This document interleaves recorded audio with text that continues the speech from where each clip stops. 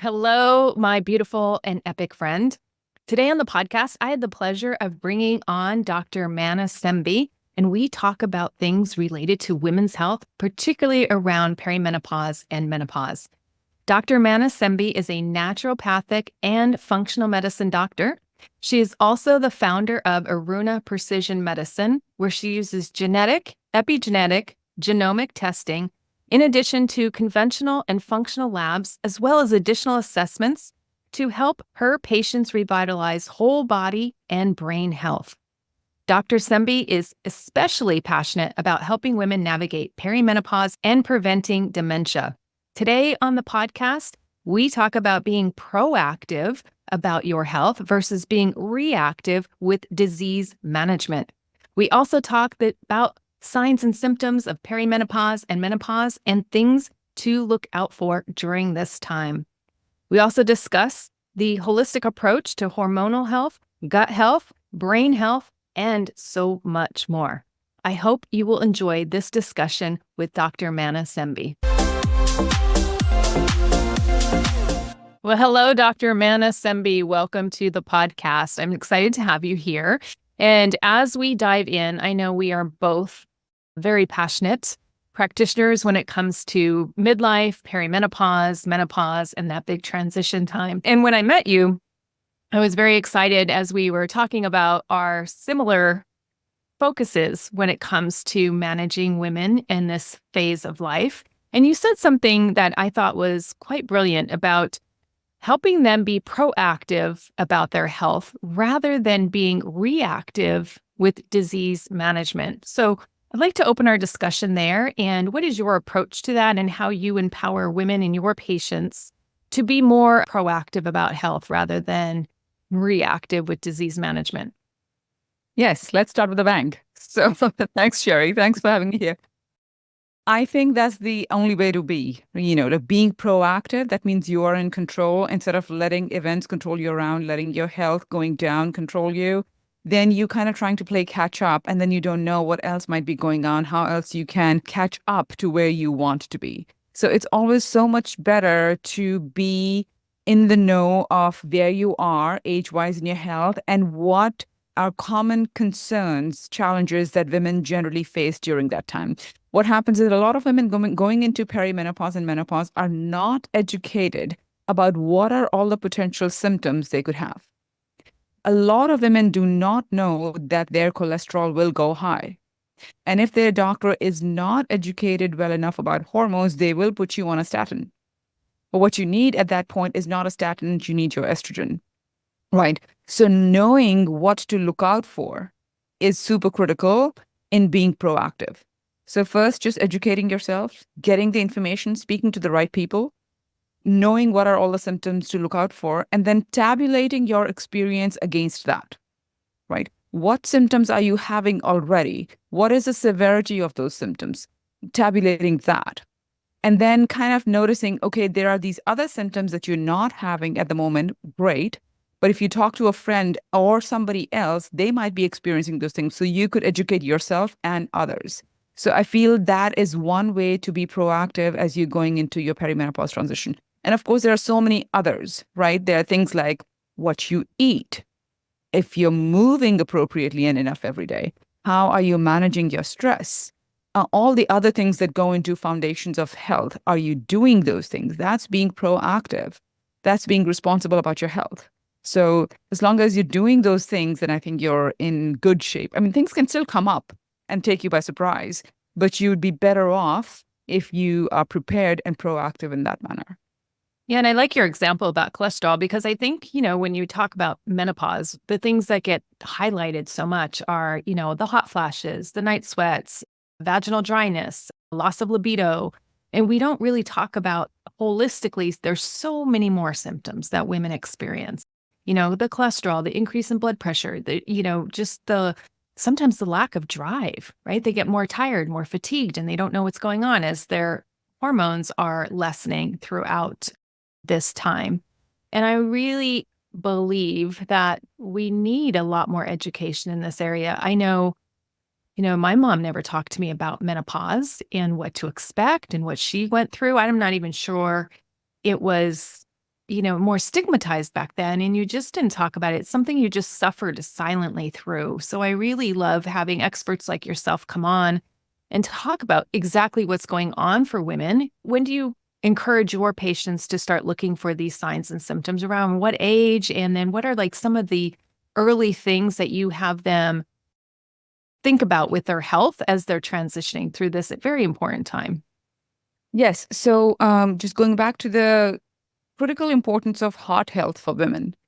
That is definitely one of the challenges a lot of women will see around midlife is that up to the time that they started perimenopause, their cholesterol was fine. And now they go to the office and suddenly their low density LDL is high, their HDL is low, the triglycerides are high, and other markers can also be dysregulated. So just know that heart health is the biggest concern for women, actually. More women die from heart related problems than of the seven top cancers combined for women, right? So it's super important for us to know how important heart health is. And the second thing you mentioned is your mother never spoke to you about menopause. Neither did mine. And I think most women don't get personal experience from older women because forget about society as a whole, even we as women do not talk about menopause, have not talked about menopause enough. Now, there's people like you and me that have chosen to make this our work and our passion, so we talk about it. But I know that even today, when women get together, this is not something they're really talking about in their friend circles. They're not talking about in their friendships. So they're not sharing their personal experience as much as is needed, right? And then I don't know how much are we talking to the younger women that are coming after us to educate them. This is what my experience is, and this is what you need to be prepared for. So all of these are super important things to keep in mind. And then coming to your question of when do I tell women to prepare? When do I tell women to be on the lookout? So as you know, and as I'm sure your listeners and your viewers know, that the average age of menopause in the United States, in North America, is 51, which means the average and the median is kind of the same in this place. So basically, half the women are going through menopause at 50, and the other half are going through menopause at 51, 52, or those ages. And perimenopause can start 10 years before, right? So half the women are starting their perimenopause journey at 40, right? And there is a small subset of those that are starting actually even earlier. I have a young woman right now. She's 25 years old, and we are running some tests for her right now, but I think she is in premature ovarian failure, which is going to technically put her in menopause at 25, right? Wow. So, I mean, of course, there's a lot we can do about it, and we will do about it. But this is what I'm thinking that it's important for people to know that just because we say the average age is 51, it doesn't mean that you wait until 40 or 41 for perimenopause to begin. It very often begins in your late 30s, most often in your early 40s. But it's not uncommon for women to have given birth just a couple years ago and then be in perimenopause right away. And this is not on their radar because they have just given birth. Their babies are so young. How could they be in perimenopause? But it can happen. So it's important to pay attention to the symptoms more than the age that you're at. So then, which means it's super important to know what symptoms to look out for and just have it on your radar. If you begin to experience some of those symptoms, then you know the transition has begun for you. And what would you say the big symptoms are? Know for me, anxiety increased, a little bit of feeling blue or less motivated. I usually have a lot of passion, jumping out of bed, and just the wonky sleep I was starting to get. Those were some of my main highlights as I transition. Not at menopause yet, but as I've started realizing my hormones were fluctuating. What are some other symptoms you would have women be on the lookout for? So the symptoms that get talked about the most often are, of course, as you mentioned, the night sweats and the hot flashes, but they're actually not the most common. The most common ones are brain fog, Mm. difficulty thinking clearly, forgetting, memory loss, joint pains, migraines, itchy ears, ringing in the ears, body composition changes, weight gain, of course, anxiety and depression. These are mood changes. So for different women, this whole spectrum manifests differently. And of course, there are some lucky women, a very small percentage, that don't have any symptoms. But more than 80% of us will have these symptoms, and it ranges. Of course, the most uncomfortable and the ones that you cannot hide and have almost kind of become a joke are the hot flashes, Mm. right? Because you're in a meeting, you're delivering a presentation, and your anxiety is high. And I noticed for sure that whenever I had a hot flash, I could trace it back to what thought crossed my mind a couple seconds ago. Was it an anxiety provoking thought? And right there was the hot flash. Hmm. I don't know if you have noticed this or have somebody else report it to you, but for me, it was like anytime I had a hot flash, I could trace it back to there was an uncomfortable thought that went through my head. Interesting. Interesting, that brain body connection. Oh, for sure. Yeah. Very powerful. Very powerful. Now, when people are in this transition, how do you talk to them? Are you a proponent of hormone replacement therapy? What are some risks, some benefits? Can you discuss some of that? So when people come to me, I ask them first, what is their approach? What is their attitude towards hormones? Because there are women that are not comfortable, that have heard all the propaganda out there against the hormones, that it's cancer causing, cause blood clots, and all those things. So I don't want to start countering people right away. I don't want to do that. I just want to understand what is the information they have and what that is based on. And then I can try and give a little bit more information and really see where they're at. Like, there are women who are going through menopause, who have troubling menopause symptoms, but are so uncomfortable with hormones that they will choose to either experience the discomfort or use one of the other therapies out there, which are like antidepressants or anti pain medications, which can also, to some extent, turn off the signals of hot flashes for sure. It's not as effective, but it'll certainly give you some relief. So I really want to meet a person where they're at. Mm-hmm. And if they're open to learning more, then I want to provide them the information. And then, of course, I do a lot of these engagements, a lot of interviews, a lot of webinars and in-person talks where I'm talking about how much the hormone replacement can help. I also try to educate women about the fact that no matter what we say about hormone replacement, about menopause, psychologically, sociologically, whatever kind of name we might give to this transition, that this is a drag, it's a pain, it's like we're losing fertility and youth and beauty and all that stuff. What it is in our bodies is simply a deficiency of hormones. It's just a hormone deficient state, and we can choose to give it any label, right? And instead of menopause, which has kind of gathered a negative connotation over the last several years or decades, we could choose to redefine, rename, call it whatever we want. But what it is really just a hormone deficiency. And often I will also recommend to women that are hesitant is like, just do a trial, do a 3 month trial, see how you feel, do your labs before and after, see the results for yourself. Your symptoms will tell you, and you don't have to take my word for it. So I think that goes a long way in getting somebody kind of like giving them the information so they can decide for themselves. Yes. And I believe they become very convinced after starting some of the medications and how they feel, right? And how it really eliminates a lot of these signs and symptoms that they're experiencing that are uncomfortable. And I imagine they feel much better. With the hormones, yes, certainly with the hormones. With if they started any other medications, they may have partial relief, but we have to remember that those also come with other side effects. So you have to keep kind of all of that in mind. Yeah. Yeah. Yeah. And are you a big proponent of bioidentical hormones when you're using Yes, hormone? we only do bioidentical. Mm-hmm. We only do bioidentical. I would be surprised if anybody was still doing Premarin or Prempro or any of the other conjugated equine estrogens or any. I mean, insurance companies often will still not pay for the bioidentical progesterone because they want to pay for the medroxyprogesterone, which is the synthetic version of progesterone. So many times my patient will have to pay out of pocket for that. Or they'll have to push back and say, I do not want medroxy, I want the other progesterone. And sometimes the insurance companies will then cover. But yes, so I only do bioidenticals.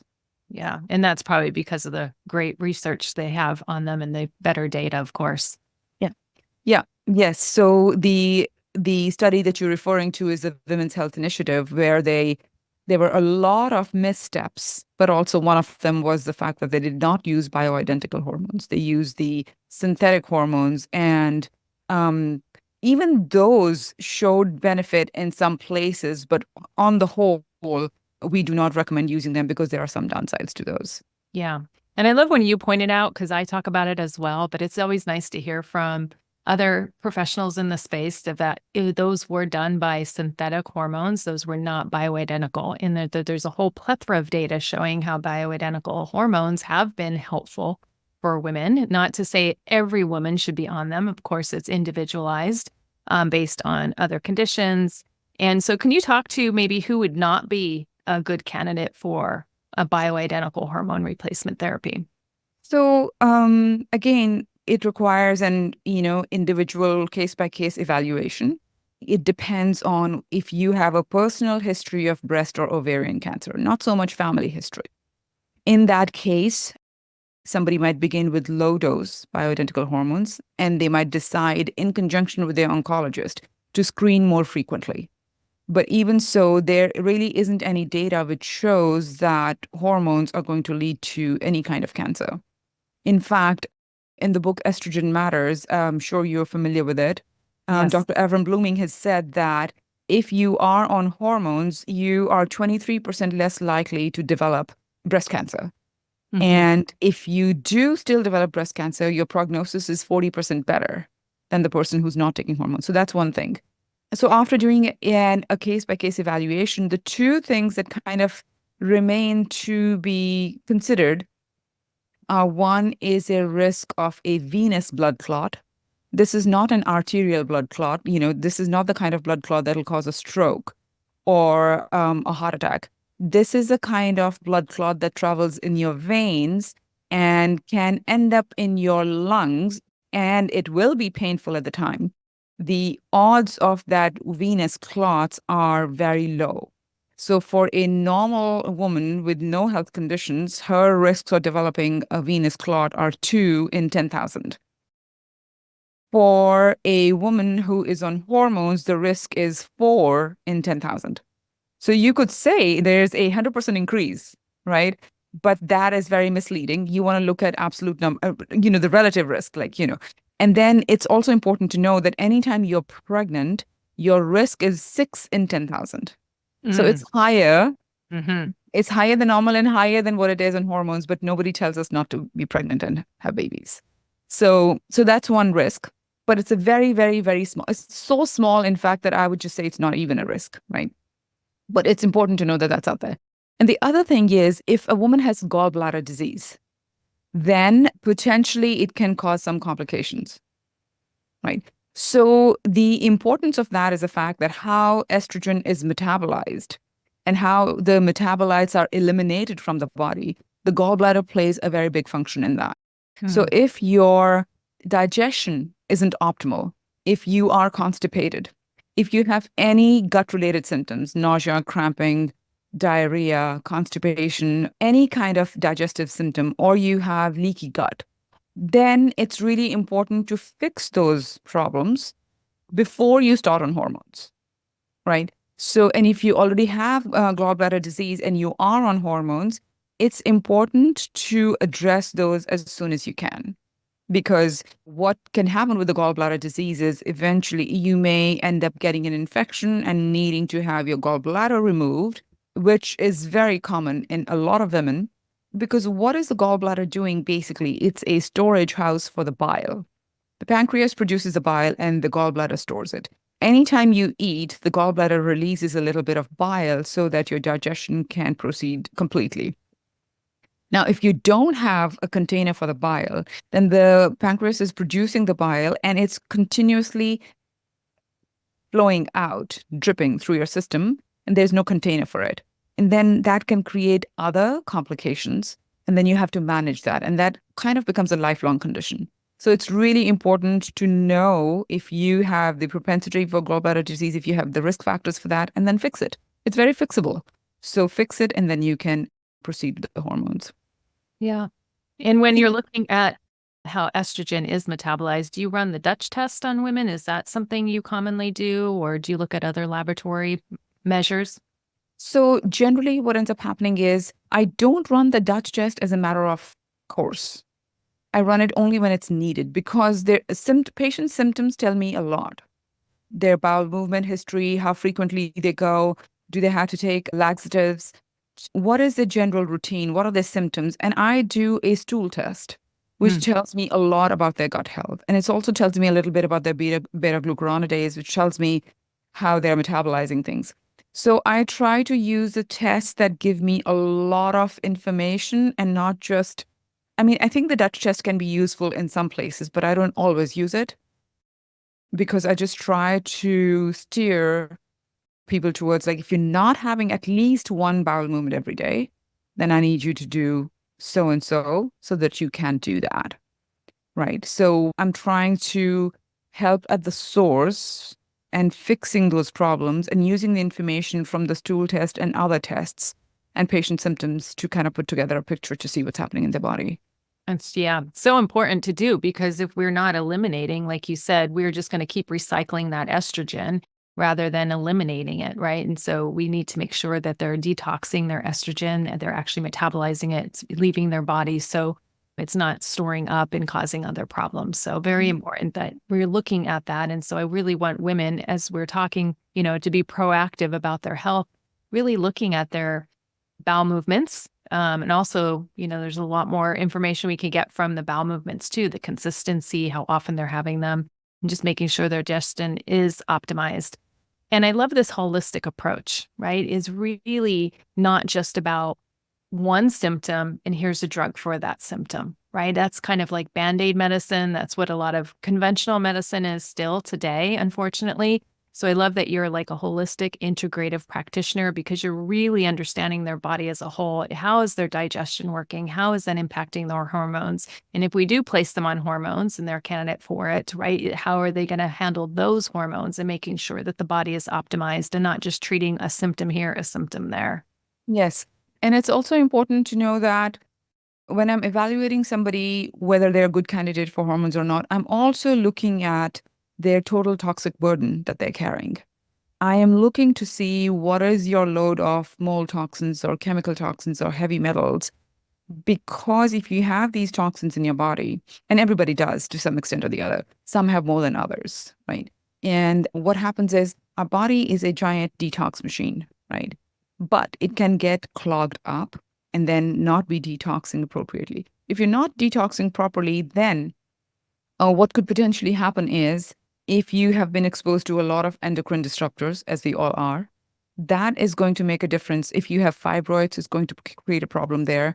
If you take hormones, you may not absorb as well or may absorb too much. It may create problems with, again, metabolizing. So it's really important to understand your toxic burden also before we put you on hormones.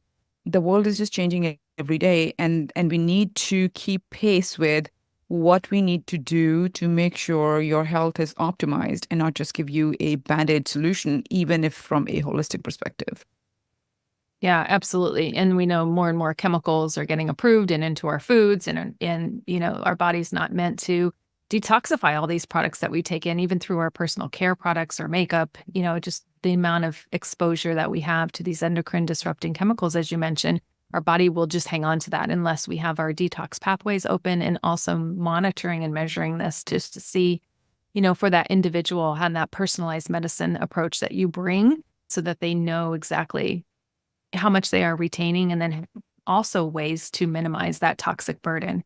Now I want to switch to, because I know you have such a passion, and this was kind of how you got into the space around dementia, right? And brain health. And really, I would love for you to describe, the brain fog you talked about, not finding the words, these things that start to happen during perimenopause and into that transition.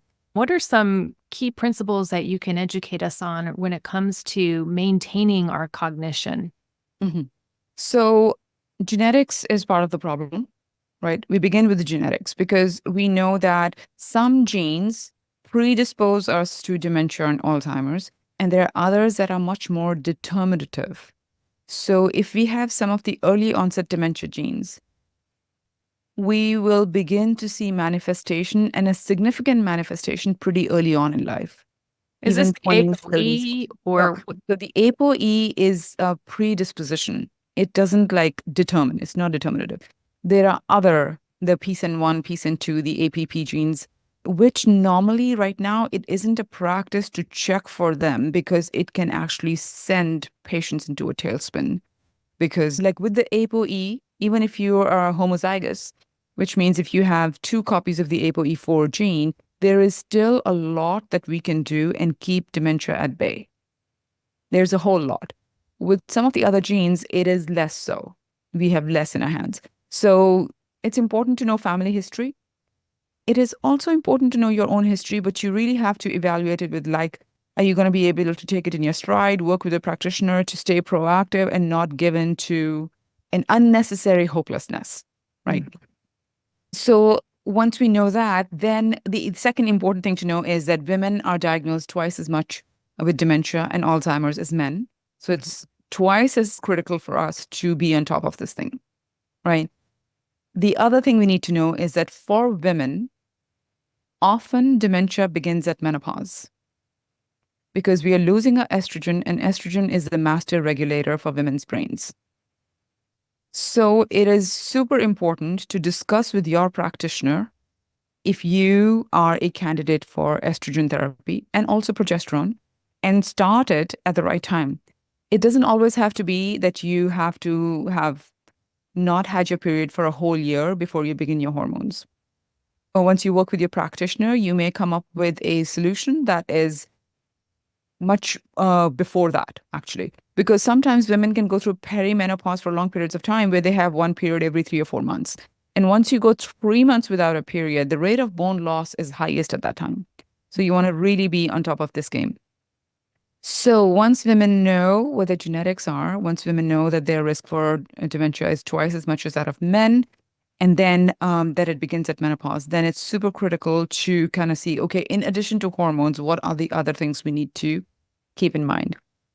The two biggest things here are your metabolic flexibility, which means how insulin sensitive you are. What is the response of insulin once you eat a meal? And this is a test that everybody should be getting with their doctor. You can check your fasting insulin at the next labs, and this number should be a low number. If you look at the range on Quest Labs or LabCorp, you will notice that the range is anywhere from 3 to 25 units. That doesn't serve us. That's a very wide range, and it's not, if you're at 24, does not mean you're healthy. That means you're very insulin resistant. So you want that number to be closer to 3, 4, 5, 6. Even if when you're at like 10, 11, 12, even though you're squarely in the middle of the range, you're insulin resistant. So you want to work to get that reversed. And then the other thing is exercise. It's super critical, super important.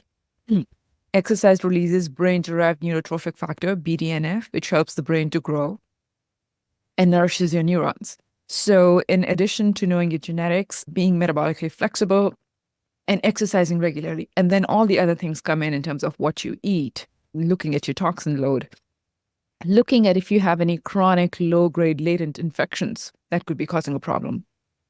So all these things are part of preventing and reversing early stages of dementia. Yeah. And it's so good with exercise too, because it increases that cerebral blood flow, right? It's just oxygenating the brain, helping the brain mentate better. And then also sleep, right? Sleep being a critical factor for the lymphatic system overnight, just clearing out. I hear sleep is super important too. Sleep is super important. Sleep is super important, not only just the quality and quantity of sleep, but also you want to rule out, you want to screen for sleep apnea. It's more common than you would think. We used to think that you have to be overweight and be snoring a lot and usually you used to think it affects more men. It does affect more men, but a lot of women also have sleep apnea and they don't know. Undiagnosed sleep apnea can create a lot of problems. Of course, your brain is not getting the oxygen and nutrients at night for sure. And It can also worsen heart disease. Of course, when your brain is not getting the oxygen, of course, your parts of the brain, they are not thriving. But also, you will not be able to be metabolically flexible. You won't be able to lose weight if you have sleep apnea. You won't really be able to reverse heart disease if you have sleep apnea. So, super important to do that as well. Yeah. And you just speak with your physician and get a sleep study for this or a sleep apnea study for this?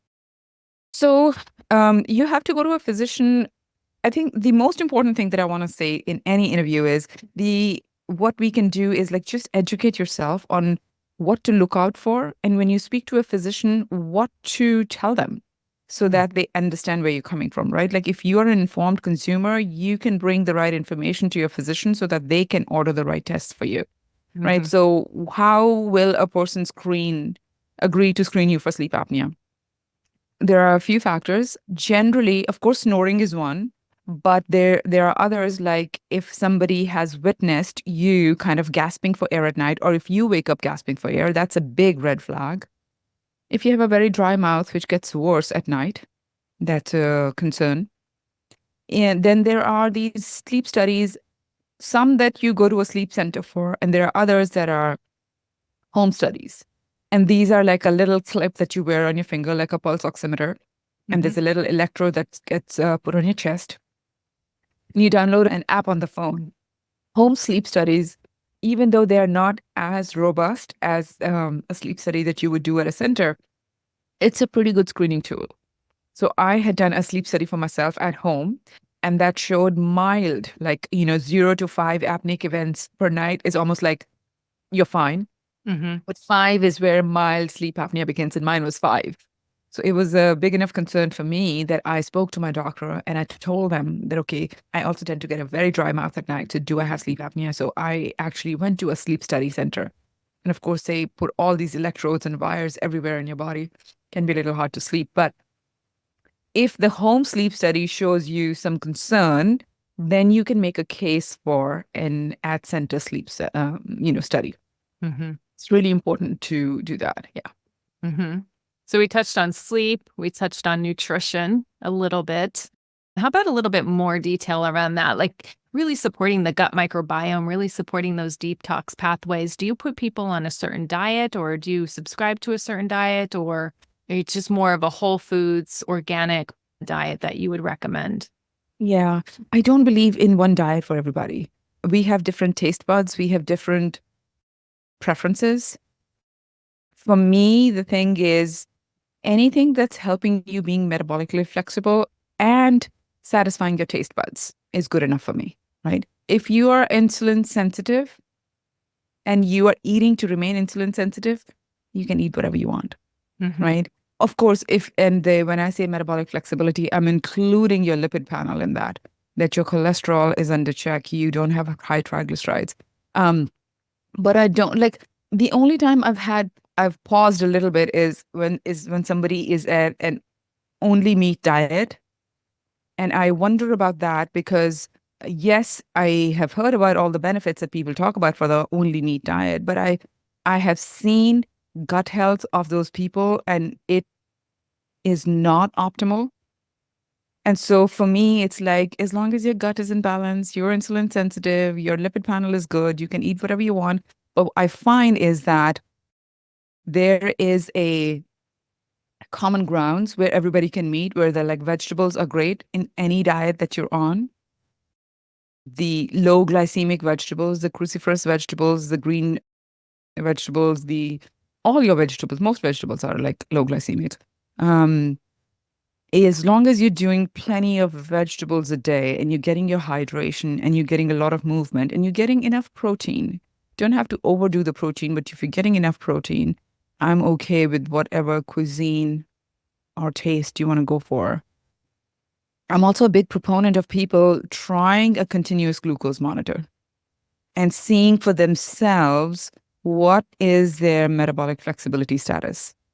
How much sugar, how much glucose are they spiking each time they eat? The important thing is not to just know your glucose numbers fasting, but how it's responding to food. And what is the response to different foods? because then you know for yourself and then you can self-regulate. Some people do great with quinoa. Some people spike blood sugar a lot with quinoa. Some people do great with steel cut oats, some don't. So, you may think you're eating really well, and yet you may be insulin resistant. And so the best thing to do in that case would be get a continuous glucose monitor for a month at least and try it, see it for yourself, and then tabulate what are the things that cause your body to produce a lot of blood glucose. And then what are other foods that don't spike it so much? And then you can build your meal plans around that.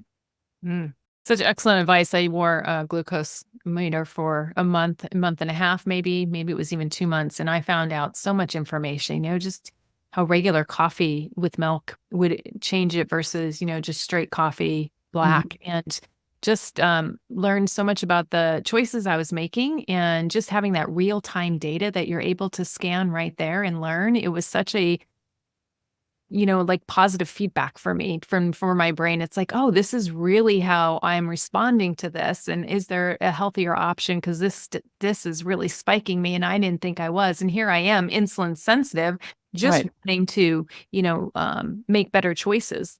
And I Right. think that kind of device really gives you that real time data, and the data doesn't lie. The other thing that the continuous glucose monitor does, which people don't normally talk about, is it tells you how you respond to stress. Right. So you may not have eaten anything for a while and your fasting glucose is like 70, 80, 85. And then if you are in a stressful situation, you will actually see your glucose begin to rise Hmm. because your liver is preparing for you for a fight or flight response. And it's pouring glucose from the liver into your bloodstream. So you learn to see how your body responds to stress. And you know that stress and your response to stress can also cause insulin resistance, right? Because if it's consistently elevated, then your body has to pull out the insulin to put it back into the cells.